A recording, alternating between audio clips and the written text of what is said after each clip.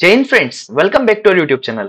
Friends, आज के इस वीडियो के अंदर हम लोग बात करने वाले हैं कि हार्डनेस इन वाटर क्या होता है, किसकी वजह से होता है और कौन कौन से इसके इफेक्ट हो सकते हैं। फिर हम बात करेंगे दोस्तों difference between soft water and hard water.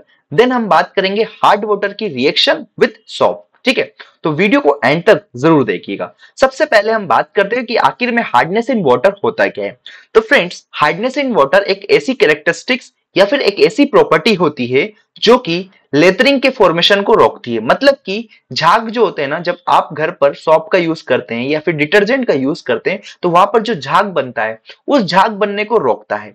ठीक है, तो यहां पर लिख कर लाया हूं मैं आपके लिए कि hardness in water is that characteristics which prevents the lathering of soap. मेरे ख्याल से ये पॉइंट आपको क्लियर हो गया होगा। अब सवाल आता है कि आखिर में ये किसकी वजह से होता है। तो फ्रेंड्स, सिंपल सी भाषा में मैं आपको यहां पर बताता हूं कि जो हमारी हार्डनेस होती है ये होती है क्योंकि जो प्रेजेंस होता है किसका, कैल्शियम, मैग्नीशियम और अदर जो मल्टीवेलेंट केटायंस होते हैं उनकी वजह से। मतलब सिंपल सी भाषा में अगर कोई पूछता है कि हार्डनेस किसकी वजह से होती है वाटर के अंदर, तो वाटर के अंदर हार्डनेस हमारी होती है मल्टीवेलेंट केटायन की वजह से। क्या बोला मैं? मल्टीवेलेंट, मल्टीवेलेंट केटायंस, है ना।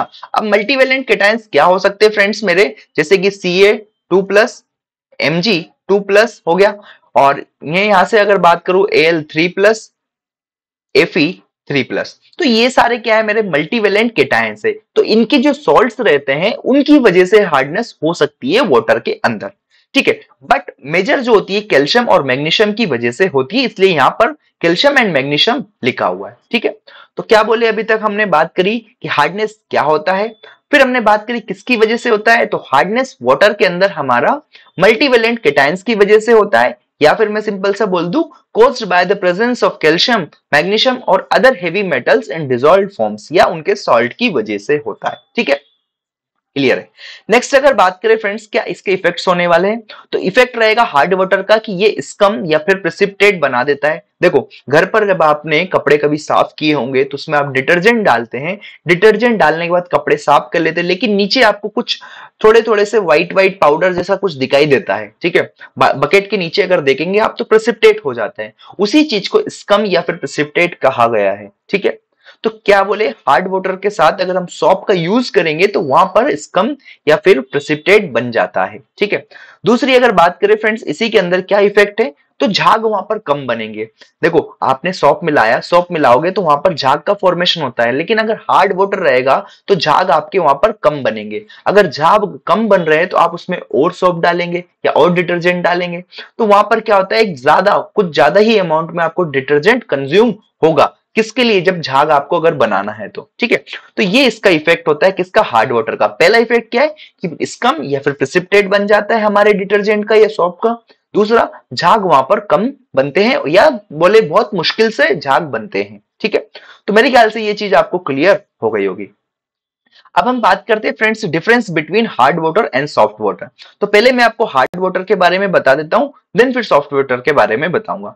देखो, हार्ड वाटर का मैंने ये अभी समझाया आपको कि does not produce leather with soft. ठीक है, लेदर का फॉर्मेशन नहीं होता है, डेट इज झाग का फॉर्मेशन नहीं करेगा सॉफ्ट के साथ। कौन? हार्ड वाटर, लेकिन सॉफ्ट वाटर करेगा। ठीक है, ध्यान रखिएगा। सेकंड पॉइंट हार्ड वाटर के अंदर कि फॉर्म से व्हाइट प्रेसिपिटेट और स्कम इनसॉल्युबल सॉल्ट। ठीक है, कैसे बनेगा वो मैं अभी आपको रिएक्शंस बताऊंगा नेक्स्ट स्लाइड में, तो उसमें आपको समझ में आएगा कि हार्ड वाटर कैसे सॉप के साथ रिएक्शंस करके एक इनसॉल्युबल सॉप का फॉर्मेशन करता है, दैट इज प्रेसिपिटेट का फॉर्मेशन करता है। ठीक है, नेक्स्ट अगर इसी के अंदर बात करें फ्रेंड्स कि इसमें क्या होता है, हार्ड वाटर के अंदर जो क्लींजिंग प्रॉपर्टी होती है या बोलो क्लींजिंग क्वालिटी होती है सॉप की, वो क्या होती है, डिप्रेस्ड हो जाती है, कम हो जाती है। अगर उसकी क्वालिटी कम हो रही है तो वहां पर क्वांटिटी ज्यादा लगेगी। ठीक है, क्वांटिटी ज्यादा लगेगी मतलब हम कह सकते हैं कि अननेसेसरली वहां पर डिटर्जेंट या फिर सॉप का वेस्टेज हो रहा है। कब? वॉशिंग या बाथिंग के वक्त। ठीक है, नेक्स्ट अगर बात करें फ्रेंड्स, तो क्या होता है, हार्ड वाटर ये जो कैल्शियम और मैग्नीशियम आयंस प्रेजेंट होते हैं वाटर के अंदर या इनके सॉल्ट्स प्रेजेंट होते हैं, इसकी वजह से वाटर का बॉइलिंग पॉइंट इंक्रीज हो जाता है। ठीक है, अगर बॉइलिंग पॉइंट हमारा इंक्रीज हो रहा है तो वहां पर फ्यूल का ज्यादा कंजम्पशन होगा, किसके लिए, कुकिंग के लिए या फिर वाटर को गर्म करने के लिए। तो ये 4 पॉइंट्स मेरे ख्याल से आपको ध्यान में रखना है। मैं अभी आपको बताता हूं सॉफ्ट वाटर के बारे में। तो देखो, सॉफ्ट वाटर में क्या होता है कि लेथर का फॉर्मेशन इजिली होता है सॉफ्ट के साथ। ठीक है, साथ में फिर मैंने बोला कि यहाँ पर कोई भी डिसॉल्व कैल्शियम और मैग्नीशियम सॉल्ट नहीं होते, तो यहाँ पर कोई भी व्हाइट प्रेसिपिटेट या स्कम नहीं बनेगा, किसके अंदर, सॉफ्ट वाटर के अंदर।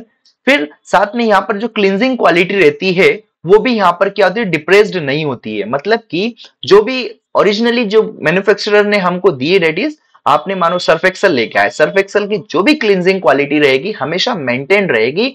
कब, अगर आप सॉफ्ट वाटर में उसका यूज कर रहे हैं। लेकिन अगर आपने उसको हार्ड वाटर में यूज किया है तो वहां पर एक insoluble salts, it is precipitate या स्कम बनेगा, जो कि मैं भी आपको बताऊंगा। ठीक है, फिर यहां पर अगर बात करें friends, less fuel and time is required for cooking. अगर सॉफ्ट वाटर का यूज कर रहे हैं तो जो नॉर्मल टाइम है वो रिक्वायर्ड होगा, हेंस ये क्या होता है, इकोनॉमिकल होगा। कब, कुकिंग के लिए इकोनॉमिकल हो जाएगा जब आपने सॉफ्ट वाटर का यूज कर रहे हैं। लेकिन अगर आपने हार्ड वाटर यूज कर रहे हैं तो ये थोड़ा अनइकोनॉमिकल हो जाएगा, क्योंकि इस पे क्या होगा, ज्यादा हीट या ज्यादा टाइम लगेगा कुकिंग के या फिर वाटर को गर्म करने के लिए। ठीक है, तो मेरे ख्याल से ये डिफरेंस आपको क्लियर हो गए होंगे। फ्रेंड्स, अब बात करते हैं chemical reactions with the shop, that is reaction of shop with hard water. तो यहां पर देखो, ये कैल्शियम क्लोराइड है, ये मेरा क्या कह सकता हूं मैं, ये हार्ड वाटर है, हार्ड वाटर। और ये सोडियम स्टेरेट जो है मेरा सॉप होता है, ये आपको मेरे ख्याल से पता होगा। तो जब calcium chloride plus sodium stearate की रिएक्शन होगी तो यहां से एक इनसोल्यूबल कैल्शियम स्टेरेट बनता है, जिसको स्कम बोल दो या फिर प्रेसिपिटेट बोल दो। ठीक है, क्लियर हुआ। इसकी रिएक्शंस और केमिकल कंपाउंड्स में आपको दिखाता हूं। तो देखो, ये है मेरा क्या फ्रेंड्स, सोडियम स्टेरेट, थोड़ा कंफ्यूज मत होइएगा, आगे पीछे है। और ये है मेरा क्या, कैल्शियम क्लोराइड। इनकी रिएक्शन होने के बाद कैल्शियम स्टेरेट, दैट इज एक इनसोल्यूबल कंपाउंड है या फिर बोलूं प्रेसिपिटेट बनता है, साथ में NaCl सॉल्ट निकल जाए। ठीक है, समझ आया क्या रिएक्शन होने वाली है सॉल्ट की। तो जब हार्ड वाटर की रिएक्शन किसके साथ, तो ये sodium stearate that is soap के साथ हमने करी है, तो वहां से एक इनसोल्यूबल कैल्शियम स्टेरेट हमको देखने को मिल रहा है। आपको ये इक्वेशन याद रखने की जरूरत नहीं है। एग्जाम पॉइंट ऑफ व्यू से आप अगर ये भी लिख देते कि calcium chloride plus sodium stearate, यहां से इनसोल्यूबल कैल्शियम स्टेरेट देखने को मिल रहा है, तो भी पूरे मार्क्स आपको मिलेंगे। सिमिलर तरीके से फ्रेंड्स, अगर मैंने मैग्नीशियम सल्फेट लिया, उसकी रिएक्शन सॉप से कराई, ये क्या है, मेरा सॉप है, तो वहां से भी एक इनसोल्यूबल मैग्नीशियम स्टेरेट देखने को मिलेगा, जो कि हमारा एक प्रेसिपिटेट या फिर स्कम होता है। कैसा दिखता है मैं आपको बता देता हूं। देखो, ये हमारा है क्या फ्रेंड्स, सोडियम स्टेरेट है और ये मैग्नीशियम सल्फेट है। यहां से ये हमको क्या मिल गया, मैग्नीशियम स्टेरेट, जो कि क्या स्कम है या फिर इसको पीपीटी बोल देता हूं। फ्रेंड्स, यहां पर एक चीज आपको ध्यान में देना है कि अभी तक हमने बात करी ये मैग्नीशियम सल्फेट है, और प्रीवियस में हमने बात करी थी किसकी फ्रेंड्स, यहाँ पर कैल्शियम क्लोराइड की। तो मैं यहाँ पर आपको जस्ट थोड़ा सा बता देता हूं, नेक्स्ट वीडियो में हम इसको डिटेल में बात करेंगे। तो जो भी क्लोराइड्स या फिर सल्फेट्स होते हैं, डेट इज क्लोराइड्स बोल दो या फिर सल्फेट्स बोल दो, इन ये होते हैं हमारे परमानेंट, इनकी वजह से होती है परमानेंट हार्डनेस। तो दो टाइप की हार्डनेस होती है, टेम्परेरी हार्डनेस और परमानेंट हार्डनेस, जिनको हमने नेक्स्ट वीडियो में डिटेल में डिस्कस किया, तो आप उस वीडियो को जरूर देखें। फ्रेंड्स, इस वीडियो को मैं कंक्लूड करता हूं कि आज मैंने आपको क्या बताया। मैंने सबसे पहले आपको बताया फ्रेंड्स कि आखिर में हार्ड वाटर क्या होता है, क्या किन की वजह से होता है, दैट इज क्या रिस्पॉन्सिबल होता है। देन फिर हमने उसके बात करी इफेक्ट्स की, ये दो इफेक्ट्स मैंने बताया कि स्कम और प्रेसिपिटेट का फॉर्मेशन होता है, साथ में झाग वहां पर नहीं बनने देता है। फिर हमने बात करी सॉफ्ट वाटर और हार्ड वाटर के बीच में डिफरेंस। देन हमने उसकी बात करी किसकी, रिएक्शंस की, दैट इज हार्ड वाटर की सॉफ्ट के साथ रिएक्शंस। तो आई होप यहां तक की चीजें आपको क्लियर हो गई होगी। सो अगर वीडियो अच्छा लगा है तो लाइक करें, अपने दोस्तों के साथ भी शेयर करें एंड चैनल को सब्सक्राइब करें। Thank you for watching this video. मिलते हैं नेक्स्ट वीडियो में।